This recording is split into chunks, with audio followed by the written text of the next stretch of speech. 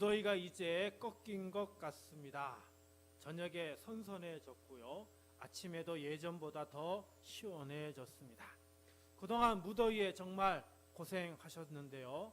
더 가까이 다가온 가을에 하나님이 주시는 은혜와 복이 차고 넘치시길 바랍니다. 그리고 얼마 남지 않은 한가위에도 하나님이 주시는 복과 은혜가 우리 성도님들 가정에 가득하시길 간절히 기도드립니다. 하지만 여전히 낮에는 얼마나 더운지 모릅니다. 건강에 각별히 유의하시길 바라고요. 코로나가 여전히 기승을 부리고 있습니다. 제가 아는 목사님들도 최근에 코로나에 걸려가지고 지금 고생하시는 분들이 있는데요. 여러분 정말 건강에 각별히 유의하시고 그리고 안전에 유의하시길 바랍니다. 오늘 본문은 사도행전 15장 1절부터 35절까지 말씀인데요. 사도행전 15장을 가리켜서 예루살렘 회의장이라 이렇게 명합니다. 초대교회 처음으로 있었던 모든 성도들의 대표가 모여서 함께 회의를 하였던 기록을 가지고 있지요. 회의한다고 하는 것은 여러 가지 이유 때문에 하게 됩니다. 교회 건축을 하기 위해서 회의할 수 있고요. 교회 직분자를 세우기 위해서 회의할 수도 있고, 담임 목회자를 세우기 위해서 회의할 수도 있고요. 선교를 위해 회의할 수 있고, 예배와 교육 그리고 여러 가지 안건 등을 가지고 회의할 수도 있습니다. 또 교회 안에 문제가 생겼을 때도 회의를 할 수 있죠. 우리 1절 볼까요? 어떤 사람들이 유대로부터 내려와서 형제들을 가르치되 너희가 모세의 법대로 할례를 받지 아니하면 능히 구원을 받지 못하리라 하니. 자, 초대교회에 문제가 생겼는데 그 문제가 뭐냐 하면은 할례를 받아야 한다라고 하는 주장이 있었던 것이죠. 할례는 하나님을 믿는 신앙 유대교에서 없어서는 안 되는 종교적인 의식이었습니다. 근데 예수 그리스도 복음을 믿는 신앙에도 반드시 이 모세의 법대로 할례를 해야 한다고 하는 주장이 있었던 것이죠. 이 할례가 없다면 구원을 받지 못한다라고 하는 것이 유대인들의 주장이었습니다. 2절 앞부분 볼까요? 바울 및 바나바와 그들 사이에 적지 아니한 다툼과 변론이 일어난지라. 자, 이방인 선교를 하는 바울과 바나바가 이들 유대인들과 적지 아니한 다툼과 변론을 했다라고 하는 것이죠. 이 말은 바울과 바나바는 예수 그리스도 복음에 할례라는 종교 의식이 필요하지 않다는 것을 이야기하고 있는 것입니다. 그래서 이제 막 신앙생활하는 이방인들에게 이런 할례와 같은 이 예전의 어떤 관습을 그대로 가르치고 행하게 하는 것은 잘못된 것이라고 하면서 유대인들과 변론하고 그리고 다투었다는 것을 알 수가 있죠. 자, 여기에서 우리는 기억해야 할 것이 두 가지가 있습니다. 첫 번째로 우리가 기억해야 할 것, 가장 중요한 것은 우리가 신앙생활하는 데 있어서 가장 중요한 것이 무엇이냐? 그것은 바로 예수 그리스도라고 하는 것입니다. 사랑하는 성도 여러분, 신앙생활 하시면서 가장 우선으로 두어야 할 것은 다른 어떤 것도 아니고 예수 그리스도 한 분밖에 없음을 여러분 기억하시고 믿으시길 바랍니다. 자, 그렇다면 우리가 기억해야 할 두 번째 것은 무엇이냐?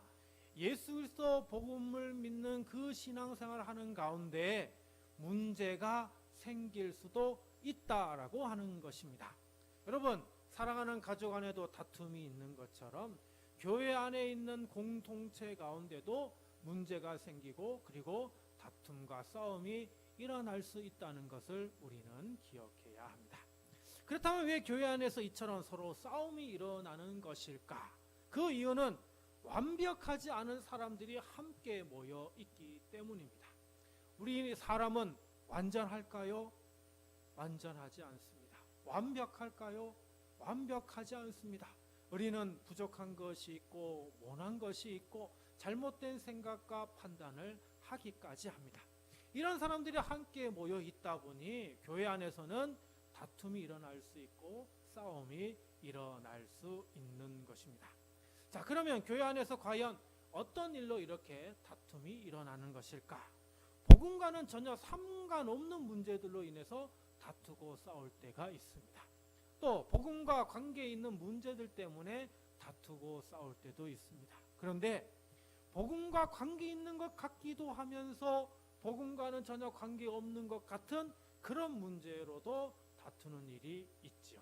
자, 오늘 할례는 어떤 경우에 속할까요? 복음과 관련 있는 것 같기도 하면서 복음과는 전혀 관계도 없는 것 같은 그런 문제라고 얘기할 수 있습니다. 어쨌든 여기에서 우리가 기억해야 될 건 교회 안에 이처럼 다툼, 싸움, 문제가 생길 수 있다라고 하는 것이죠. 자, 그러면 이 문제를 우리는 어떻게 해야 할까요? 교회 안에서 이 문제가 서로 회의를 거쳐 말끔히 해결할 수 있다면 그 교회 안에서 해결하면 됩니다. 하지만 교회 안에서 이 문제가 해결할 수 없고 문제가 더 커진다면 결국 이 문제를 우리는 교회 밖으로 가지고 갈 수밖에 없죠. 오늘 말씀에서 초대교회에 생긴 이 할례라고 하는 문제는 한 교회 안에서 문제를 해결할 수가 없습니다. 이 할례라고 하는 문제는 초대교회 모든 교회가 함께 모여서 회의를 해서 이 문제를 해결해야 하는 것이죠. 그래서 2절 중반절부터 봅니다. 형제들이 이 문제에 대하여 바울과 바나바 및 그 중에 몇 사람을 예루살렘에 있는 사도와 장로들에게 보내기로 작정하니라. 자, 그래서 안디옥 교회가 어떻게 했다고요? 예루살렘에 있는 사도와 장로들에게 누구를 보내요? 바울과 바나바 그리고 몇 사람의 형제를 보내기로 작정했다고 합니다.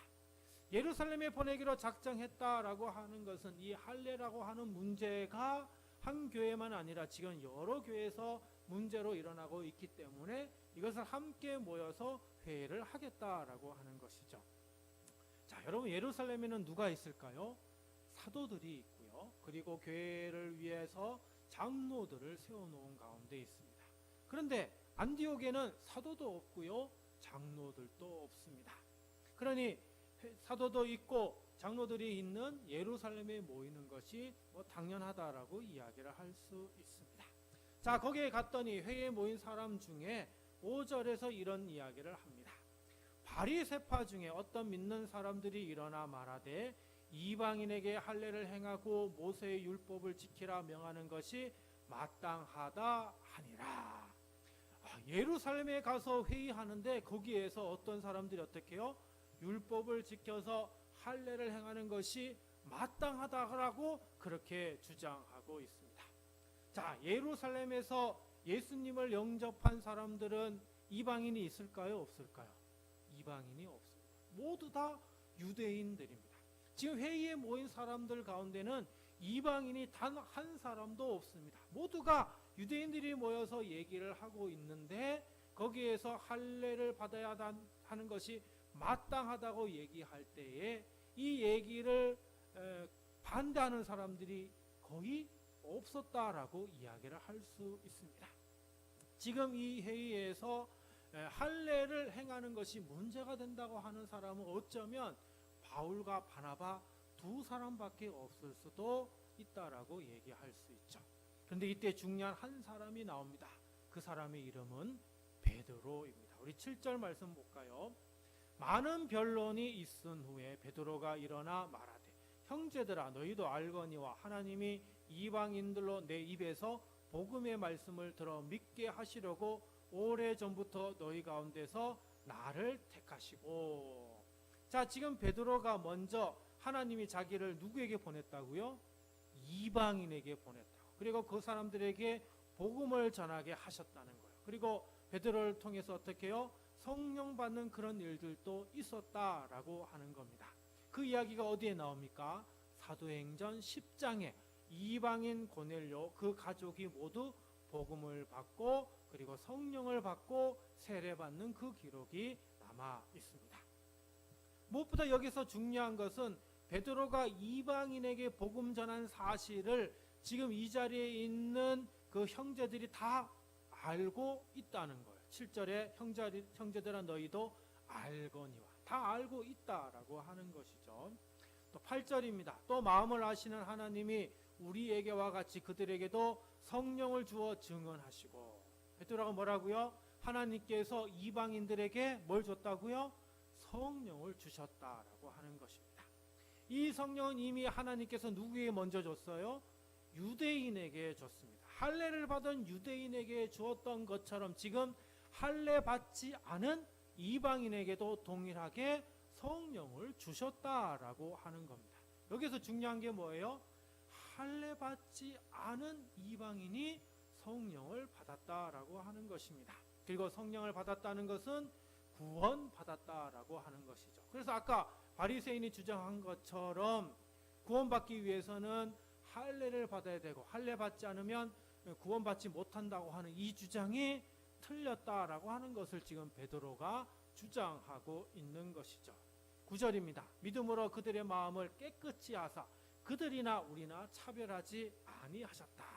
지금 하나님께서 유대인들에게만 성령을 주신 것이 아니라 이방인에도 성령을 주셨기 때문에, 다시 말하면 하나님은 할례를 받은 유대인이나 할례 받지 않은 이방인이나 차별하지 않으셨다라고 하는 것입니다. 10절입니다. 근데 지금 너희가 어찌하여 하나님을 시험하여 우리 조상과 우리도 능히 매지 못하던 멍에를 제자들의 목에 두려느냐. 자, 베드로는 여기에서 멍에를 제자들에게 목에 두려느냐라며 멍에를 씌워서는 아니됨을 얘기합니다. 자, 여기서 멍에가 뭘까요? 할례겠죠. 우리 조상과 우리도 능히 매지 못하던 그 멍에, 그게 바로 할례라고 하는 겁니다.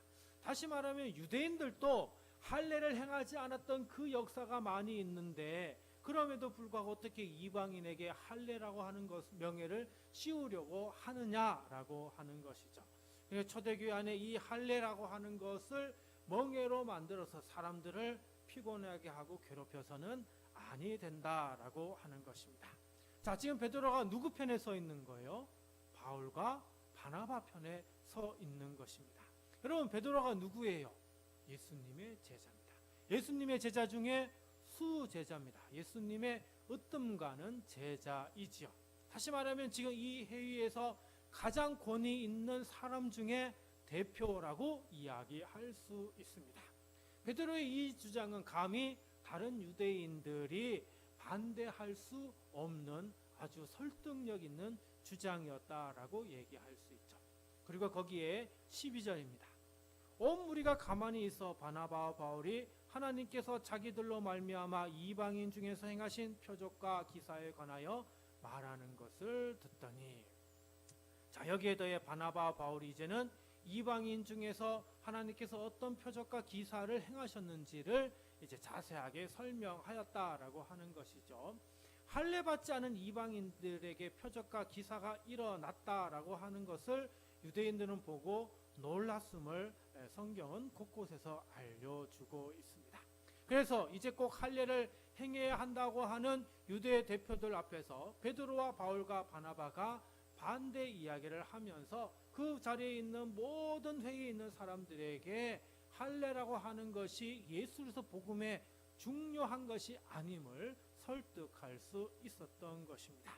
자, 이제 이 회의를 대표하는 한 사람이 이제 최종 결정을 할 수밖에 없겠죠. 누가 이 초대교회 전체의 대표였을까? 13절 볼까요? 말을 마침에 야고보가 대답하여 이르되 형제들아 내 말을 들으라. 자, 이 회의를 진행하는 초대교회 대표가 누구라고요? 야고보라고요. 자, 여기에서 야고보는 누구일까요? 예수님의 제자 야고보일까요? 그렇지 않습니다. 왜냐하면 예수님의 제자 야고보는 이미 순교했기 때문입니다.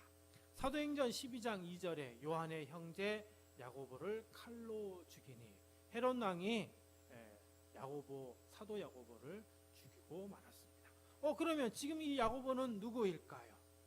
지금 이 야고보는 예수님의 동생 야고보입니다. 예수님의 동생들은 예수님이 살아계실 때 예수님을 믿지 못했습니다. 하지만 예수님이 죽고 난 후 부활하신 예수님을 만난 이후로 예수님을 영접하게 되죠. 마가 다락방에서 기도할 때 성령이 임했는데요, 바로 이 마가 다락방에 예수님의 동생들도 함께 있었습니다. 다시 말하면 예수님의 동생들도 성령을 받았고 그리고 구원을 받았습니다. 그러면서 예수님의 동생 가운데 야고보는 초대교회의 아주 중요한 위치에 오르게 되었고요. 예루살렘 교회를 대표하고 초대교회를 대표하는 수장이 되었습니다. 자, 그러면 이 야고보는 할례 문제에 대해서 결국 어떻게 결정을 하게 될까요? 19절입니다. 그러므로 내 의견에는 이방인 중에서 하나님께로 돌아오는 자들을 괴롭게 하지 말고. 자, 이방인 중에서 하나님께로 돌아오는 자들을 괴롭게 하지 말자라고 얘기했습니다. 괴롭게 하지 말자는 건 무슨 말일까요? 할례를 행할 필요가 없다는 것이죠. 이방인들에게 할례를 강조할 필요가 없다라고 하는 것입니다. 예수 그리스도 복음의 할례는 중요하지 않음을 결정하게 된 것입니다. 초대교회 대표인 예수님의 동생 야고보의 이 결정에 이의를 제기하는 사람이 없었습니다. 만장일치로 통과를 하게 되었습니다. 초대교회의 이 결정은 매우 중요한 결정이 되었고 이 결정을 통해서 이제 초대교회는 할례 문제 가지고 더 이상 다투지 않게 되었습니다. 물론 개교회에서 할례가 중요하다고 하는 사람들이 있었지만은 대표회의에서 이 결정을 했다는 그 이야기 때문에 더 이상 교회 안에서는 더 큰 문제로 커지지 않게 된 것이죠. 자, 이처럼 교회는 예수 그리스도 복음 외에 성도를 괴롭히는 그런 일을 행해서는 아니어야 됩니다. 할례는 유대교회 교회에 속한 사람들에게는 필요한 종교 의식일지 모르지만 예수 그리스도 복음에는 전혀 필요하지 않기 때문입니다. 이처럼 오늘날에도 전혀 필요하지 않은 것을 교회에서 강요함으로 성도를 피곤하게 하고 괴롭히는 일들이 있어서는 아니 됩니다. 저는 우리 교회 성도들을 괴롭히고 싶은 마음 전혀 없습니다. 그저 예수님만 잘 믿으면 정말 좋겠습니다. 예수님을 잘 믿을 수 있게 하려면 매일 적어도 1시간은 하나님을 붙들고 하나님께 기도하고 하나님의 말씀을 사모하는 시간이 필요하지 않은가 생각합니다. 내가 이제 신앙생활 한다면 그만큼 나의 시간을 우리 하나님께 할애해야 되는데 그래도 적어도 매일 1시간은 하나님께 할애하고 그리고 주일에는 적어도 두세 시간은 하나님께 할애해야 하지 않을까 생각합니다. 오늘날 많은 교회가요 성도들을 많이 괴롭히고 있습니다. 하루에도 서너 시간 이상 교회에서 봉사하고 헌신하기를 원하고 주일에는 10시간 12시간 봉사하고 헌신하게 합니다. 그래서 교회에서 돌아오는 성도들의 얼굴 모습을 보면 피곤하고 지치고 또 은혜가 없는 기쁨이 없는 그런 모습을 보게 됩니다. 저는 우리 성도님들이 그런 신앙생활을 하기를 원하지 않습니다. 늘 하나님 말씀을 보면서 하나님의 말씀에서 은혜를 받고 기도하면서 기도에 응답을 받으면서 하나님을 찬양하며 기뻐하며 저 얼굴 속에 정말 하나님 주신 은혜가 충만하기를 원합니다. 우리 모든 성도님들 하루에 적어도 1시간은 할애하시면서 하나님 말씀 가운데 거하시고 기도함을 통해 하나님의 은혜를 누리며 살아갈 수 있기를 간절히 바랍니다. 자, 초대교회가 하나의 문제를 잘 해결했습니다. 그런데 초대교회에는 이 문제뿐만 아니라 또 다른 문제들이 있었죠. 우리 20절 말씀 볼까요? 다만 우상의 더러운 것과 음행과 목매어 죽인 것과 피를 멀리하라고 편지하는 것이 옳으니. 자, 할례 문제 끝나고 난 다음에 또 다른 문제 4가지를 얘기했습니다. 우상의 더러운 것, 우상의 제물, 즉 우상에 바쳐진 고기를 이야기를 합니다.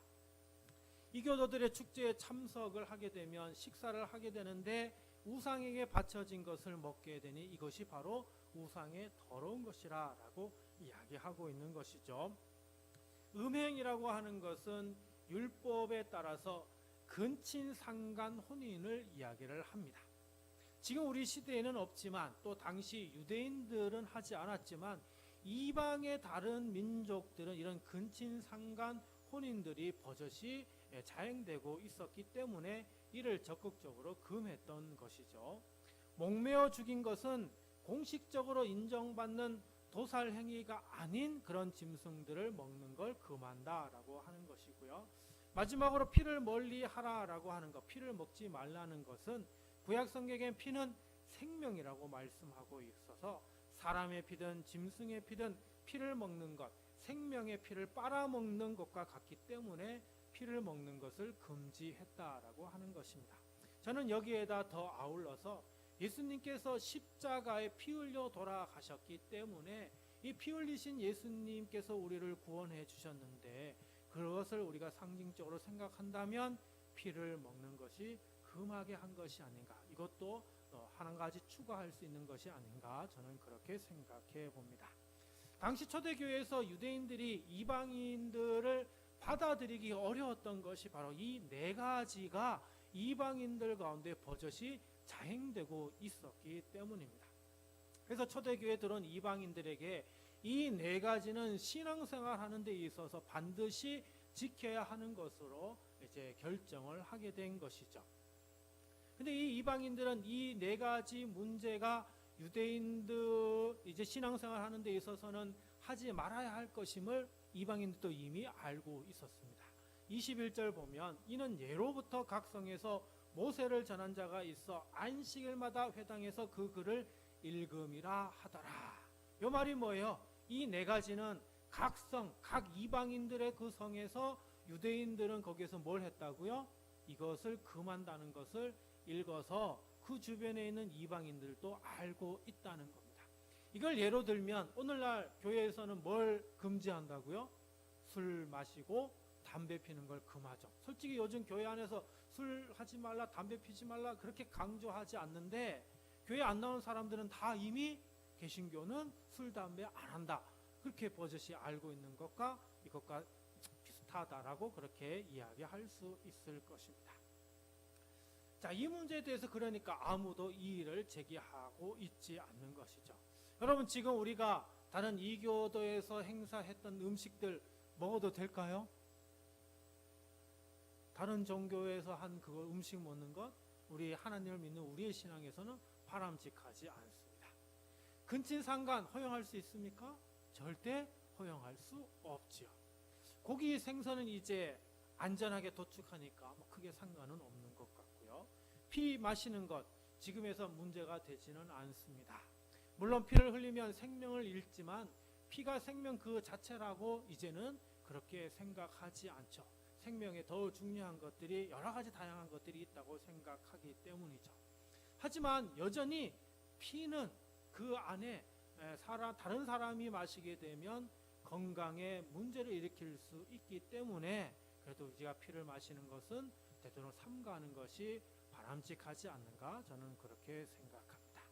최근에 교회에서 금지해야 할 것이 있다면 여러분 뭐라고 생각하십니까? 요즘 우리 사회에서 큰 이슈가 되고 있는 것, 그것이 바로 동성애죠. 전 세계적으로 동성애를 허용하는 분위기입니다. 여기에서 말하는 동성애는 동성끼리의 성관계하는 것을 말하고 동성끼리의 혼인, 결혼을 말합니다. 우리나라도 조금씩 이 동성애를 허용하는 그런 문화로 바뀌어가고 있습니다. 이를 적극적으로 반대하는 단체가 바로 우리 개신교, 기독교이죠. 성경은 가정을 참 중요시합니다. 하나님께서 세우신 가정은 남자와 여자가 만나 가정을 이루고 자녀를 낳아 기르는 공동체를 말합니다. 우리 국어사전에도 부부를 중심으로 그 부모나 자녀를 포함한 집단이라고 명하고 있습니다. 이 기본적인 단어 속에 남자와 여자가 만나서 가정을 이루는 것을 이야기를 하고 있지, 남자와 남자가, 여자와 여자가 결혼하는 것, 혼인하는 것을 포함하고 있지 않습니다. 성경 곳곳에는 동성애를 금함을 분명히 기록하고 있습니다. 성경적으로 보나 윤리적으로 보나 동성애는 바람직하지 않습니다. 그래서 우리 교단은 공식적으로 동성애를 반대함을 표명하고 있습니다.